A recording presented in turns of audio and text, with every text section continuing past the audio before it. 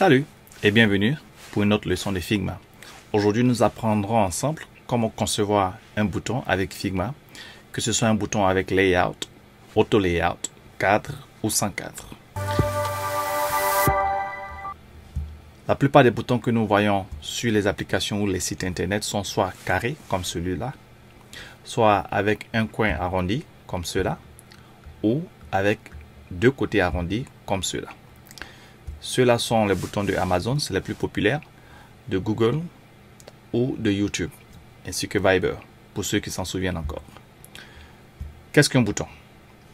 Un bouton, ce n'est rien d'autre que du texte qui est posé sur une figure géométrique et qui est cliquable.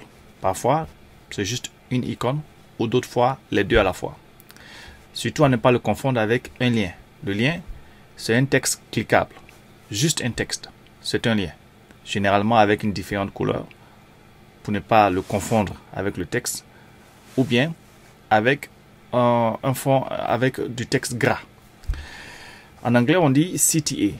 Qu'est-ce que c'est que le CTA? Vous entendrez souvent ce terme-là lorsque vous faites la formation en web design ou bien en UX design. Le CTA, c'est rien d'autre que, en anglais, ça s'appelle un call to action, c'est un appel à agir. On demande à l'utilisateur, on incite l'utilisateur à cliquer.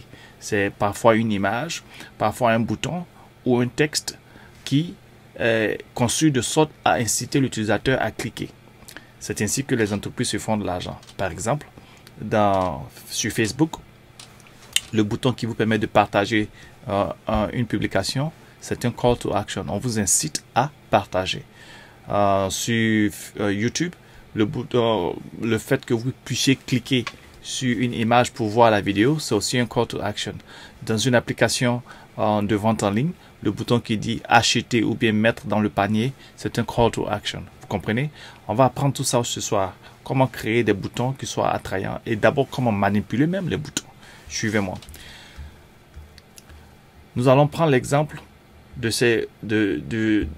du iPhone 13, l'écran du iPhone 13. Le iPhone 13, c'est l'écran le plus petit que vous puissiez imaginer aujourd'hui. Il fait 375 pixels de largeur et 812 pixels en hauteur. Avec le iPhone 13, lorsque vous prévoyez soit 10, soit 12, soit 16, soit 20, soit 32, selon votre application de marge, il y a une taille maximale que votre bouton peut avoir, comme vous pouvez le constater ici, avec quelques exemples à l'appui.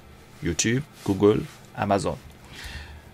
Voyez-vous par exemple, ici nous avons l'application HM, qui est une boutique en ligne, je crois, une boutique en ligne et aussi une boutique que vous pouvez trouver physiquement.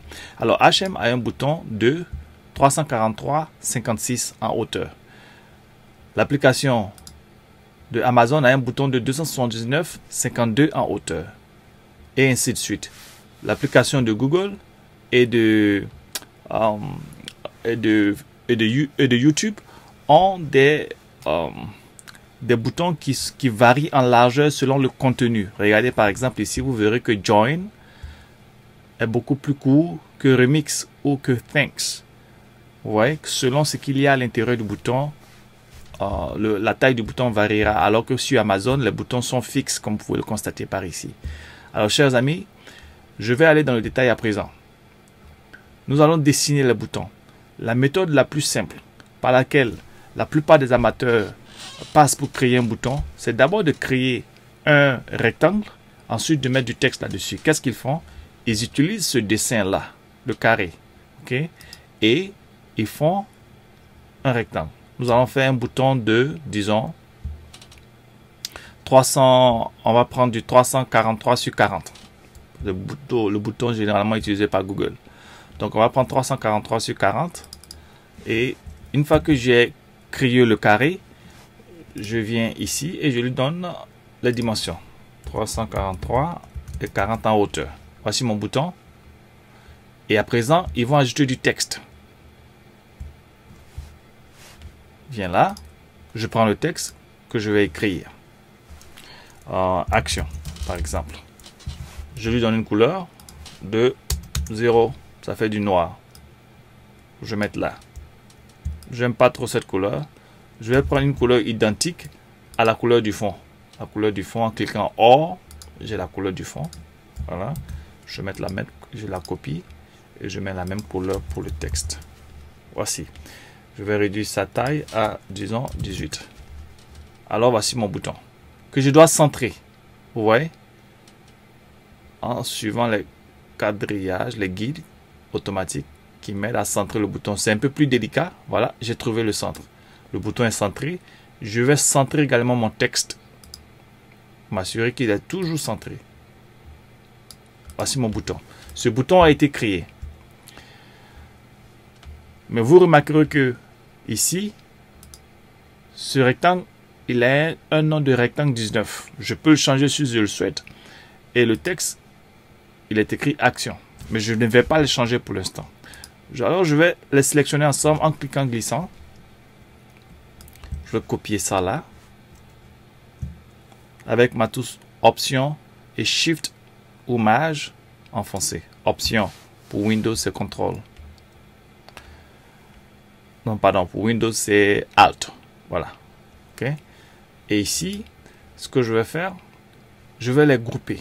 Je les sélectionne ensemble et je décide de les grouper. Plusieurs méthodes pour les grouper. Soit je vais dans Objet et je fais Groupe Sélection. OK. Ou bien le raccourci, c'est Commande G sur les Mac ou CTRL G sur les Windows. Deuxième option, c'est de cliquer droit et faire grouper ici. C'est la même chose. Une fois que je les ai groupés, il y a un nouveau nom qui s'affiche là. C'est écrit groupe. Je lui donne le nom de bouton. C'est bon? Alors, à présent, nous allons créer le même type de bouton, mais cette fois-ci en utilisant un cadre. Souvenez-vous, la taille de notre bouton est de 343 sur 40. Plutôt que de prendre le carré ici pour créer le bouton, nous allons choisir le cadre, Frame. Et nous allons dessiner notre bouton. 343, on lui donne la même dimension. Sur 40. Remarquez que Frame a un nom juste au-dessus, comparé au carré qui lui n'a pas de nom. Très important. Comprenez pour la suite. Je les aligne parfaitement. Et je vais mettre mon texte à l'intérieur. Texte. Je clique à l'intérieur du cadre. Et je tape ce que je veux saisir. Action. Soit je fais échappe. Soit je clique hors du cadre. Je choisis de faire échappe. Je zoome pour bien le positionner. Voilà. Autre chose que j'aurais pu faire, puisque c'est dans un cadre, peu importe l'endroit où il est, j'aurais pu simplement le positionner en utilisant les icônes d'alignement. Par exemple, alignement horizontal, il sera centré horizontalement dans le cadre. Même chose pour verticalement. Ça, c'est l'avantage déjà qu'il y a à utiliser le cadre. Ainsi, j'ai mon cadre et mon texte. Alors, cette fois-ci, je vais utiliser le Auto Layout. Je prends le même cadre que je vais copier ici. De même, je fais Option Shift pour copier de façon bien alignée. OK? Ou Alt Maj sur Windows. Je reviens en arrière rapidement pour nommer mon cadre. Je vais l'appeler bouton. Je clique à l'intérieur 2 fois. Et je fais entrer. Cette fois-ci, je vais nommer ce cadre-là, mais je vous montre une deuxième méthode pour le nommer. Plutôt que de cliquer 2 fois ici, je peux cliquer 2 fois dans les layers. Bien sûr, avec le cadre lui-même déjà sélectionné. Je vais appeler ça bouton. Automatiquement, c'est changé par ici. Ah, j'ai fait une petite erreur. Je vais rectifier. Il n'y a pas de T. C'est en anglais qu'il y a 2 T. Bouton. Alors, quelle est la différence entre Auto Layout et le cadre normal? C'est là la clé du jeu. La différence, c'est que le cadre normal, s'il m'arrivait d'avoir... Je ne peux pas le manipuler automatiquement. Il faudrait que je le manipule manuellement. Alors que le Auto Layout, je peux le manipuler automatiquement. Comment transformer un cadre normal en un cadre Auto Layout? C'est simple. Je clique sur le cadre et juste là où c'est écrit Layout, où j'ai l'habitude de mettre les dimensions du cadre. En haut à droite, il y a une petite icône qui ressemble à celle-là. Voilà. Quand je mets la souris là-dessus, le Auto Layout descend. Vous voyez, Use Auto Layout. Alors je clique là-dessus. Le raccourci, c'est Shift A ou Maj A. Il transforme le bouton en un bouton particulier. On ne voit pas de différence pour l'instant. On ne va pas s'y attarder. Vous comprendrez la différence plus tard. Alors, nous allons utiliser les mêmes boutons et faire les coins arrondis. Qu'est-ce que je fais? Je les sélectionne tous. Je fais copier en faisant Option, Shift. Je répète, Option c'est Alt sur Windows et Shift c'est Maj. Ok? Je les aligne parfaitement. Là. Et nous allons les manipuler. Commençons par le premier. Souvenez-vous, ici, nous avions un rectangle. On ne l'a pas nommé. On va le nommer. On va être plus cohérent. Bouton. OK? Et on veut avoir un coin arrondi. Alors, pour arrondir le coin, je viens là où c'est écrit Corner Radius. Corner Radius. J'attrape l'icône et je glisse à droite pour accroître ce nombre. Et plus ce nombre sera grand, plus l'icône sera arrondi, plus le coin sera arrondi. Je vais m'arrêter à 6. Disons 8. Voilà, j'ai un coin arrondi. Je fais la même chose ici. Mais cette fois-ci, souvenez-vous, mon bouton est dans un groupe. Si j'arrondis les boutons, le coin du groupe, les angles pardon, du groupe, est-ce qu'il y aura une différence? Essayons. 8. Ça marche. J'aurais pu également ouvrir le groupe, ainsi, et puis choisir d'arrondir les coins du rectangle. Vous remarquerez que les coins du rectangle également ont été arrondis. Parce que toute action que je porte sur le groupe affecte les éléments à l'intérieur du groupe. À présent, nous allons nous déporter du côté du cadre. Le premier cadre, c'est un cadre traditionnel qui n'est pas auto layout. Ici, je vais décider d'arrondir les bords du cadre. Alors, le cadre sélectionné, j'arrondis ces bords, je dis 8. Je sens la différence. Pourquoi? Est-ce que l'intérieur a été changé? Je ne sais pas. Qu'est-ce que nous avons à l'intérieur? Nous n'avons que le texte. Donc, le cadre a été affecté. Parfait. Je fais la même chose ici. Sur le Auto Layout. Je lui mets également un 8. Finalement, nous allons... Je fais descendre ce texte. Il n'a pas sa place ici. Nous allons faire la même chose. Et cette fois-ci, décider d'arrondir considérablement les côtés. De sorte que nous ayons un bouton qui ressemble à celui-là. Ok? Comment procéder? Commençons toujours par le premier. Je clique sur le cadre, pardon, sur le rectangle. Et je vais arrondir, je vais accroître ce nombre de corner radius de sorte à considérablement arrondir les coins. Plus j'accrois le nombre, plus ça s'arrondit jusqu'à ce que... Mais comment savoir que j'ai atteint le nombre maximal? C'est simple. La hauteur de mon cadre est de 40, souvenez-vous. Okay? C'est aussi marqué par ici. Cela signifie que si j'ai un coin arrondi de 20 de chaque angle, c'est suffisant. À partir de 21, 22, 23, je ne noterai rien sur l'écran. Mais quand c'est en dessous de 20, il y aura une différence. Regardez. Lorsque je fais par exemple 15, vous voyez que ce n'est pas totalement arrondi. Il y a toujours un côté droit ici. Vous voyez, nous avons toujours les deux cercles. Si je fais 16, les deux cercles se rapprochent et ainsi de suite. Remarquez que les deux cercles vont se rapprocher. Alors quand je vais faire 20, on n'aura qu'un seul cercle. On peut faire la même chose ici. Comme ça. Pardon, comme ça. Voilà. Et je peux attraper ce coin pour l'arrondir. Comme ça. Voilà. jusqu'à ce qu'ils se rejoignent. Je l'ai totalement arrondi. On va faire la même chose partout. On y va. Je sélectionne ça. Je sélectionne celui-là. Et celui-là. Je vais porter l'action sur les trois à la fois. Corner radius, 20. Et c'est fait. Ainsi, j'ai mes trois types de boutons. Carré, coin arrondi, côté arrondi. Ça, ce sont des boutons avec largeur fixe. À présent, nous allons ajouter des icônes à l'intérieur de ce bouton-là. Pour ce faire, ça sera difficile de le faire avec ceux-là. Ça ne sera pas facile, mais c'est possible. On va le faire.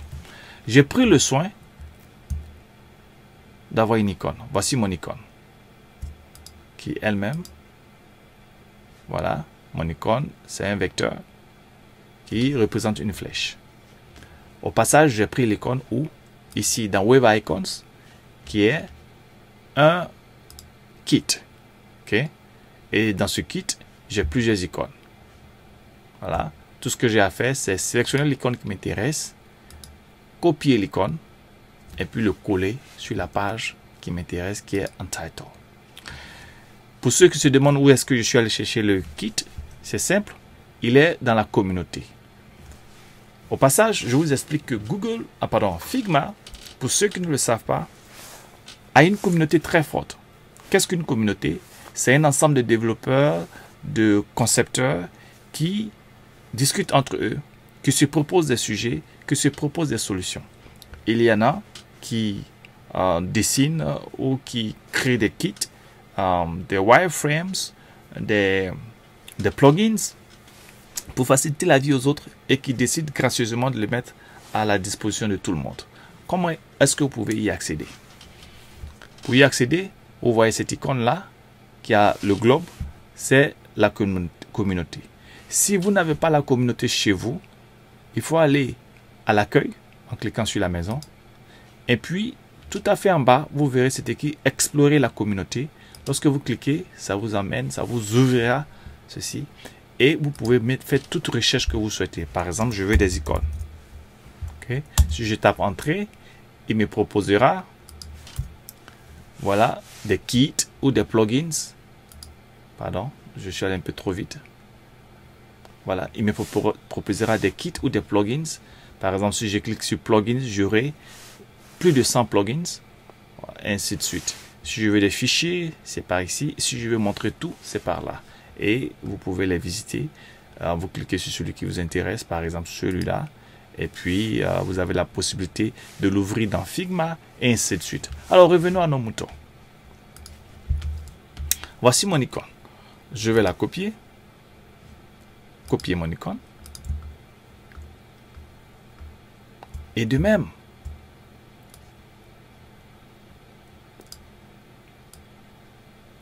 voilà, je vais faire descendre tous ces boutons que nous avions créés, souvenez-vous, juste en dessous.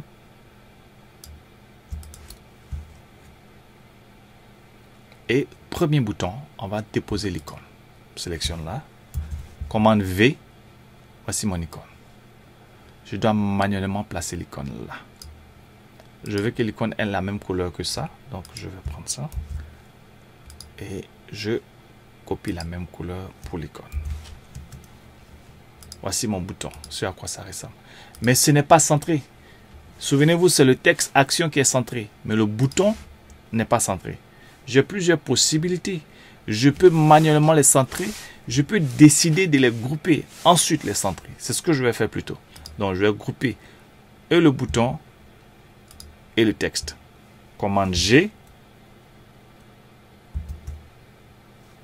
C'est le raccourci. Ou CTRL G.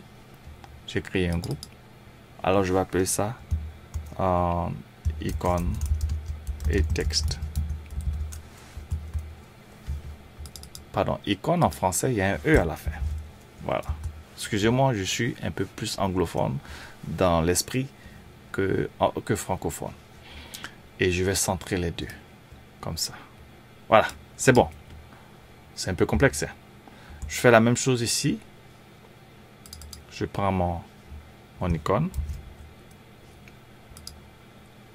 Ici, nous avions déjà un groupe. Alors, je dois entrer dans le groupe. Je dépose ça là. Il est à l'intérieur du groupe. Voici mon icône. Et voici mon texte. Je prends les deux. D'abord, je dois le positionner. C'est un peu complexe. Et venir le mettre là où je souhaite. Ensuite, cette fois-ci, je choisis de ne pas les grouper. Je vais juste les centrer manuellement. Voilà.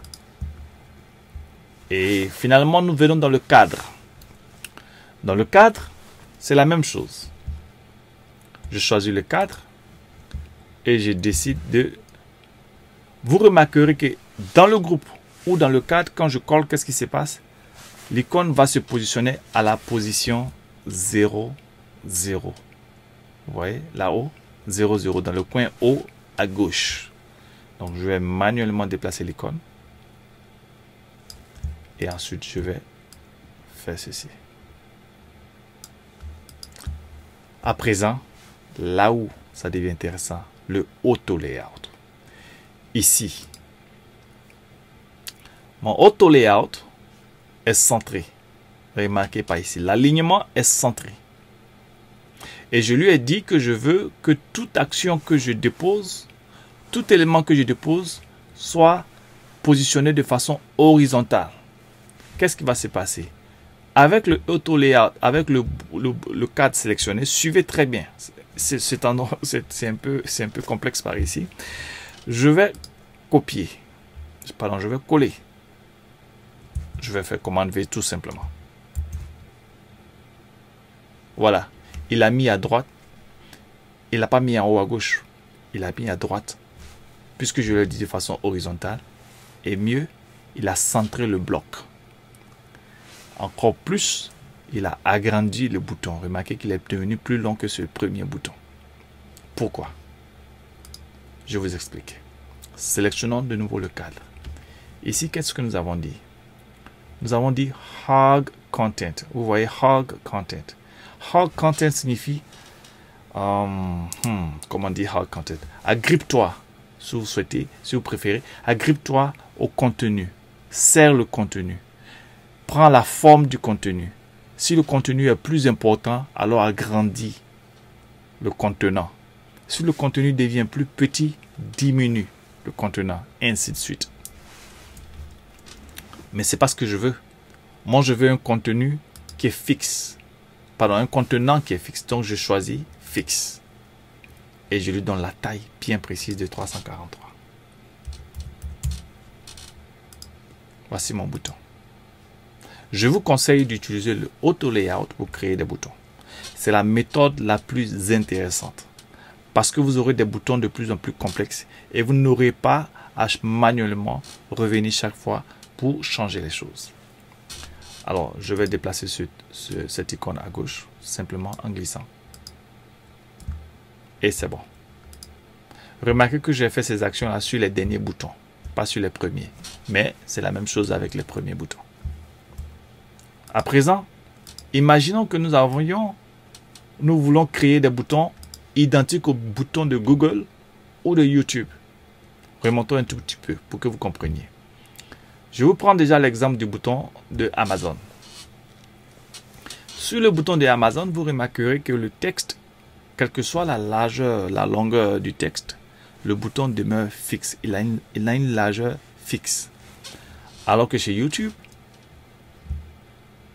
la largeur du bouton dépend de son contenu.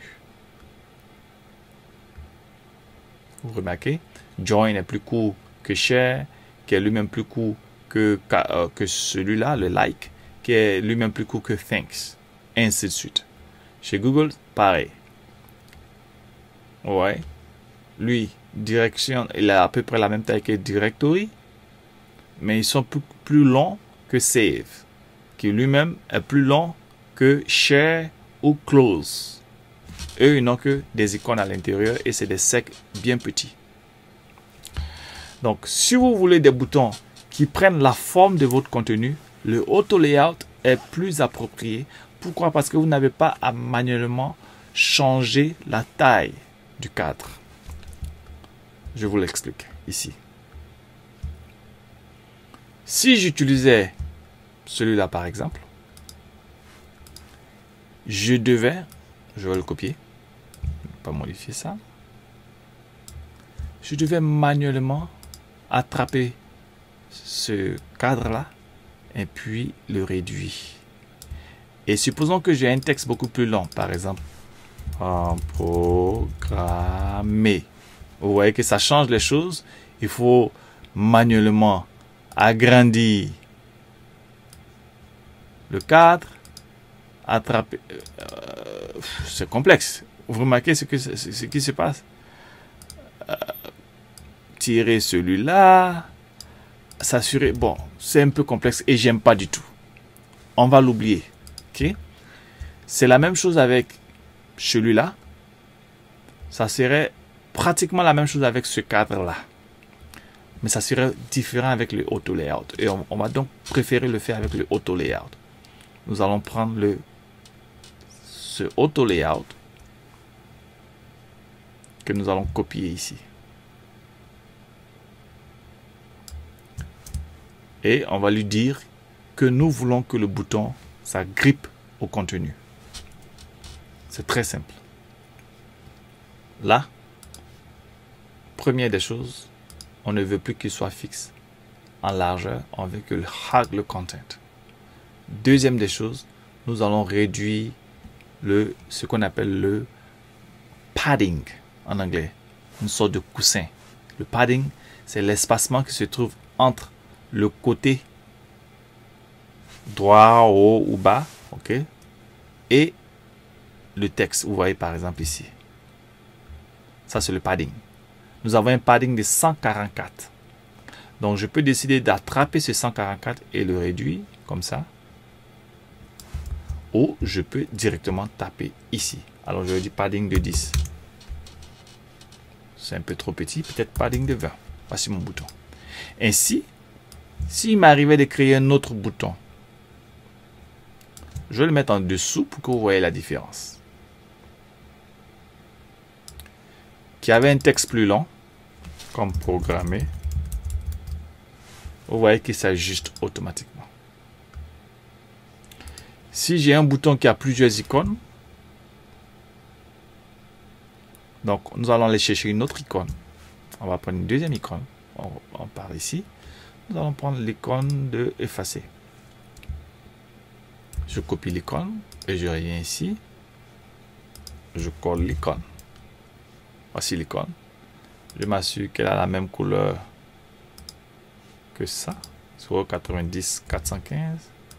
Là, je vais donner la même couleur à tous. Alors ici. 090 415. Ok.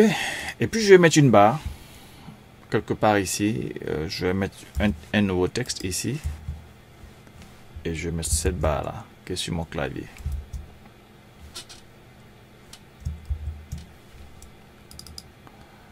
Et ça, c'est l'icône effacée. Ça, c'est transférer.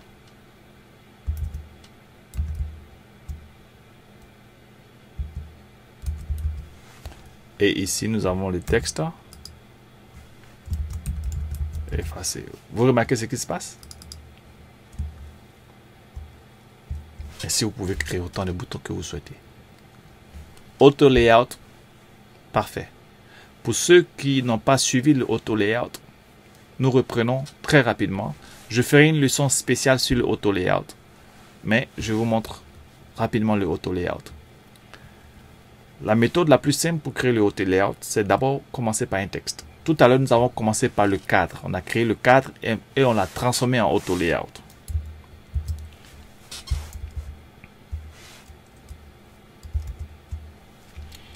Nous allons mettre du texte. Par exemple, on va appeler ça bouton.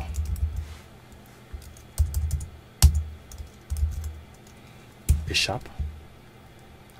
Et je vais dire transformer ce texte là en auto layout. J'appuie Shift A. Pardon. Et c'est fait. Vous voyez le auto layout, il est venu se mettre là. Je lui donne un nom, bouton. Et ça, je vais l'appeler texte bouton.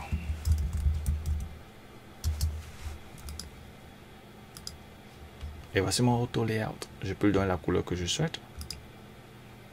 Dans fil, voilà, je lui donne une couleur de rouge. Et puis je peux lui donner texte arrondi. Ainsi j'ai mon bouton. Si je tape quelque chose, texte bouton, plus long.